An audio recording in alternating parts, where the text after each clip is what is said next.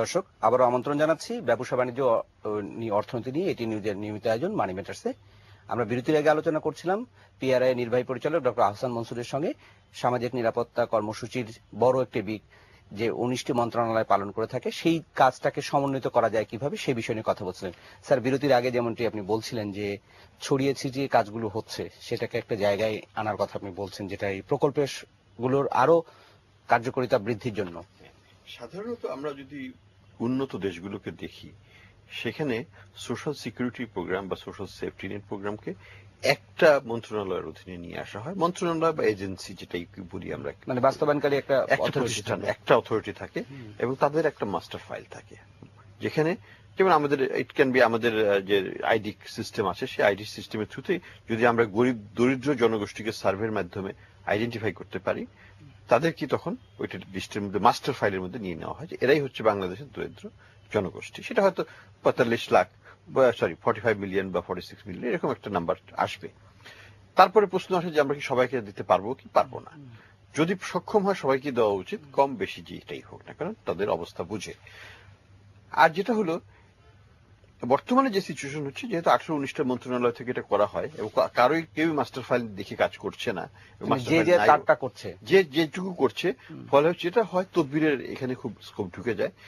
Local member সাহেব, chairman সাহেব, তারপরে এমপি সাহেব, ওনাদের অনেক ইনফ্লুয়েন্স থাকে এখানে, তাদের যারা সাপোর্টার তাদের অ্যাক্সেসটা এখানে বেশি হয়ে যায়, ফলে টার্গেটিংটা আমরা যথাযথ পরিমাণে ভালো হয় না এবং এই সমস্যাটা আছে এবং এটা স্বীকৃত সমস্যা। এটাকে দূর করতে গেলে কিন্তু আমাদেরকে এটাকে একটু সেন্ট্রালাইজ করে একটা একটা একটা ডকুমেন্টের থ্রুতে, একটা রিসিপিয়েন্ট ডেটাবেজের থ্রুতে এটা করতে হবে। সরকার এই বিষয়ে উদ্যোগ নিচ্ছেন, এটা একটা পরিকল্পনা আছে সরকারের, তবে এটা কবে নাগাদ শেষ হবে আমি জানি না।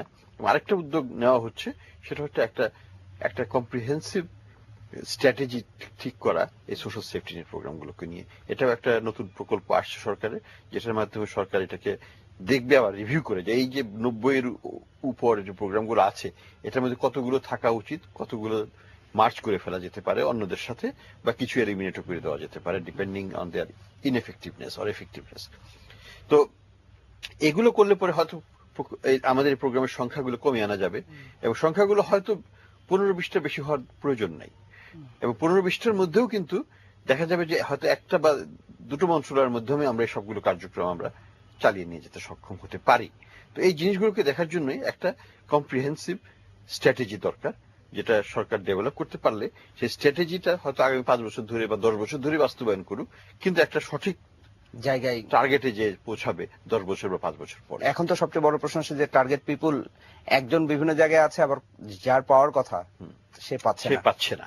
একটা জিনিস আমাদের দেশে একটা চেঞ্জের দরকার এই সাথেই, সেটা হচ্ছে যে আমাদের দেশে এখনো দারিদ্র্য বিমোচন কর্মসূচিকে একটা অনুদান কার্যক্রম হিসেবে দেখা হয়, অর্থাৎ আমরা দয়া করে দিচ্ছি, সরকার দয়া করে দিচ্ছে, কিন্তু এই জিনিসটা থেকে আমাদের বের হয়ে আসতে হবে।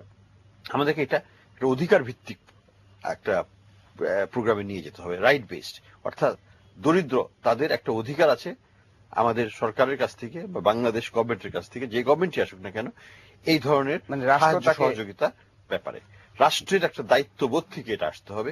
এটা অধিকার, জনগণের অধিকার, দরিদ্র জনগোষ্ঠী বা হ্যান্ডিক্যাপ জনগোষ্ঠীর অধিকার যে রাষ্ট্র তাদেরকে সাহায্য করবে, বিশেষ করে তাদের যখন বয়স অনেক বেড়ে যাবে, বয়স বেড়ে যায় বা তারা কার্যক্ষম না, তারা হাত নাই বা পা নাই, এ ধরনের জনগোষ্ঠী সবসময় সব দেশে আছে এবং অসুস্থ হয়ে যেতে পারে বিভিন্ন কারণে। তাদেরকে রক্ষণাবেক্ষণের দায়িত্ব সরকারের। এটা কিন্তু ফ্যামিলি তাদেরকে নেগলেক্ট করতে পারে, সরকারের কিন্তু কনস্টিটিউশনাল বা আদার রেসপন্সিবিলিটি আছে তাদেরকে দেখাশোনা করা। সেই অ্যাঙ্গেল থেকে নিয়ে গেলে এটাকে যদি আমরা রাইট বেস করতে পারি, তাহলে কিন্তু দুটো জিনিস চলে আসে। একটা হচ্ছে যে এটা জনগণের অধিকার হিসাবে স্বীকৃত হবে, অনুদান হিসাবে না, কৃপা বা কার্পণ হিসাবে না। আর 2 নম্বর এটা হবে যে জনগোষ্ঠী তখন দাবি করতে পারবে যে আমাকে কেন বাদ দেওয়া হলো, আমার অধিকার হচ্ছে আমার পাওয়ার, আমি কেন পাবো না। এই যে একটা আত্মনির্ভরশীল আমি বলবো যে স্বীকৃতি যে আমি পাওয়ার অধিকার আছে, সেটা কিন্তু একটা বিরাট পরিবর্তন জাতির জন্য হতে পারে।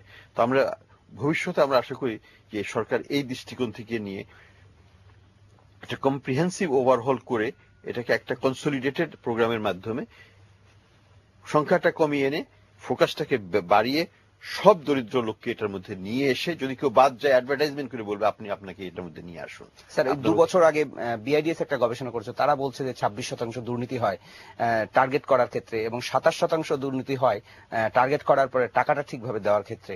এই দুর্নীতি অনিয়মটা খুব শেষের দিকে আমরা একটু যদি সঙ্গে বলি যে সামাজিক নিরাপত্তা কর্মসূচিতে কতটা ছেয়ে আছে। এই দুর্নীতির মেইন সোর্স হচ্ছে যে আমাদের ডেটাবেসটাকে আমরা করতে পারিনি এখন পর্যন্ত। আমরা যদি সঠিকভাবে দরিদ্র জনগোষ্ঠীকে একটা ডেটাবেসে নিয়ে আসতে পারি তাহলে কিন্তু এটা পলিটিক্সে বেরিয়ে চলে আসবে। এটা 1 নম্বর দিক। 2 নম্বর যেটা আমাদের করতে হবে যে ট্রান্সফার, এখানে কিন্তু নতুন সুন্দর উদ্ভাবন হয়ে গেছে, এখন মোবাইল মানি ট্রান্সফার হয়ে গেছে। তাদের মোবাইল নাম্বার দিয়ে আমরা তাদেরকে মানি ট্রান্সফার করে দিতে পারবো। তো এখন টেকনোলজি যেটা কয়েক বছর আগেও ছিল না, এখন কিন্তু টেকনোলজি ইজ অ্যাভেলেবল। তো সরকারের উচিত হবে এই মোবাইল টেকনোলজিকে ইউজ করে ব্যাংকিং সিস্টেমের থ্রুতে সরাসরি ওই লোকের ব্যাংক অ্যাকাউন্টে বা তার মোবাইল অ্যাকাউন্টের টাকাটা দিয়ে দেওয়া, যাতে সেই টাকাটা ভোগ করতে পারে এবং কোনো ইন্টারমিডিয়েট এখানে যেন না আসে, দরকার পড়বে না। স্যার আমরা আরেকটা বিষয় আলোচনা করবো যে কর্মসংস্থান সৃষ্টির কথা, যেটা প্রবৃদ্ধির জন্য সবচেয়ে বড় আয়োজন। সেই কর্মসংস্থান সৃষ্টির এবার সুনির্দিষ্ট কোনো প্রস্তাব আমরা দেখিনি অর্থমন্ত্রীর বাজেট বক্তব্য। আমরা একদম শেষ দিকে, এটা কেমন হওয়া উচিত? এখানে দুটো জিনিস, কর্মসংস্থান প্রকল্পটা অনেকটা করা হয়েছিল নর্থ বেঙ্গলকে সামনে রেখে এবং সাউথ ওয়েস্ট বেঙ্গলকে সামনে রেখে, কিন্তু বাস্তবিক পক্ষে দেখা গেছে যে এখন বর্তমানে লেবারের কিন্তু গ্রামাঞ্চলে প্রচন্ড শর্টেজ।